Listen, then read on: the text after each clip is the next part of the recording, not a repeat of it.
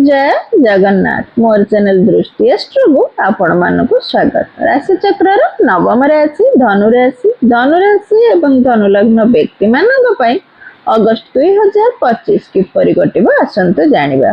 धनुराशि अधिपति देवगुरु बृहस्पति सप्तम भाव में शुक्रदेव सह अछंती। पार्टनर उन्नति हेबो, किछि शुभ फल संघर्ष पर पाइबे। विद्यार्थी माने ए मास टिके डाइवर्ट हो पारंती, पाठ पढ़ारे सेते मन न दे पारंती। पार्टनर हुएत टिके देह खराब मध्य होई पारे बा इगो प्रॉब्लम देखा दे पारे। आपणकर ए मास केही गुरुजन आपणकर भल गाइड आपणको करि पारंती। लव लाइफ रे अंडरस्टैंडिंग भल रहिबो, टिके असंतोष भी रही पारे। 17 अगस्त पर आपण समय भल रहिबो। 17 अगस्त पूर्व टिके जगी रखी चलिबे। आपण ए मास जमी जानवाहन किनि पारंती। भाग्य बेले बेले साथ न दे पारे।